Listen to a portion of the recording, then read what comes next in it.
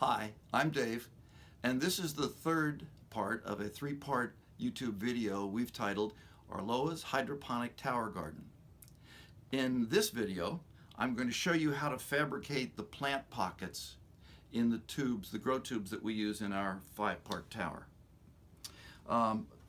Again, we have the instructions for how to build these, and all the dimensions that I'm going to reference are in those instructions that we'd be happy to send you.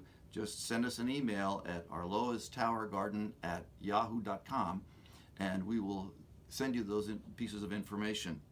But in the tower, I have it defined that we have two sets of plants, two strips of plant pockets, and they're spaced 2 inches apart. So I chose a center point in the pipe. This wouldn't be the center point I'd choose because the print's on the top here, but this is a scrap piece I'm using, and so I'm using the back side. I would choose a good clean front side. I would get a center point and then mark 1 inch on each side and then measure down the distance for the 3 pockets on that side and then the distance for the 3 pockets on the other side, and then be ready to cut them and heat them up. In this case, I'm just going to presume, for the sake of example, that we wanted to come down 23 inches. I'm going to make a mark on the pipe right there, and that's also the center point that we want to use. So I made myself a template using a 4x6 file card, and I found, after doing a fair amount of testing, that a 2.5 inch cut in the pipe allowed the right size for us to fit into our 2-inch net pots. So all I do is lay the template here on the pipe, mark the ends, mark the slot, set that aside. You can use a hacksaw. I happen to have a PVC saw right here, and I use that to cut mine. I'm going to set this wine bottle down so it doesn't dance off the table, and cut the slot. You can also use a chop saw, a miter saw, power miter saw, and I have a good one, but I could never get it to cut consistent slots. Now I sometimes like to turn this around and clean out the end of the cut just a little bit that way and just a little bit that way, and lay this back down.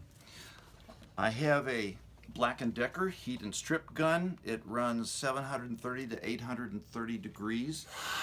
I turn that on and I begin to warm the area. I kind of go in an oval shape, and I go for 45 to 50 seconds, which I can't time this time because my iPhone's in the hands of my wife, who's making this video and watching what we're doing. So I'm going to have to kind of guess at how long we're going to heat the pipe up.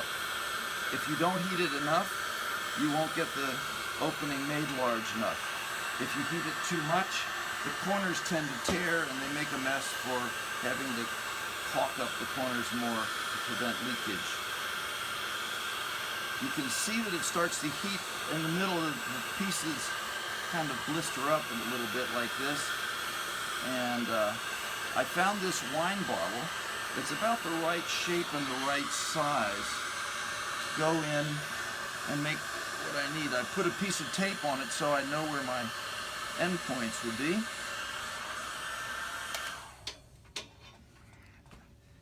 And I fit it in and let it cool for a moment before I take it back out and let it set so it'll retain its shape, and then we try the net pot in it. That's a pretty good fit. Actually, it's a perfect fit, because if you push too hard, then it runs all the way through like it just did. I'm going to see if I can. I'm going to have to loosen this up and dump it out the end.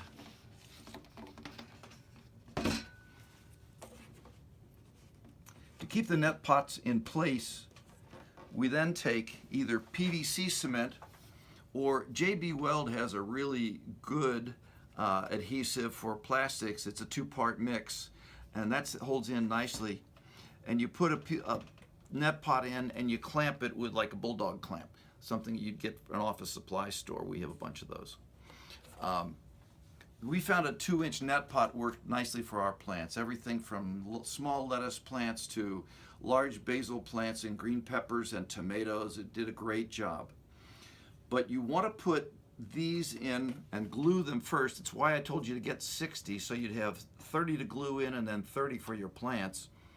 And you want to leave them whole when you glue them in, and then after they've been glued in and set up, you can cut the bottoms out of them. You don't want to cut the bottoms out first, because when you clamp them in, then they turn oval and you put the plant pot in and it won't go in all the way. But leave them whole, glue them in, and then take clear silicone caulk and caulk up around the edges, and that will keep water from leaking out. These things like to try and leak, and leakage is a problem in our kind of tower garden. You'll see some instructions online from people who are building hanging towers, and the water runs through and then it runs out the bottom into a trough. They don't worry about water leaking out the sides. It can run down the tube and run into the trough still. In our case, if it gets out of the pockets, it causes a problem because you lose that water. You don't retain it, and you can't afford to lose the water. One other detail I showed or talked about in the second video is the little shelves that hold the perf plugs at the ends of the tubes. And these are the little nylon shelves. I got them in a big packet from Home Depot. They had a longer stem on them. I cut it down to the thickness of the PVC, drilled a hole the right size, and put, again, the JB Weld or PVC cement on them, and push them into place and let them set. And that's what the perf plugs sit on for the distribution of the water in the tubes. I hope that helps. It's the way I work things out, and our tower has worked nicely. We have built a second tower for our daughter and son-in-law in Charlotte, North Carolina. Here we are in Lansing, Michigan, a fairly cold climate.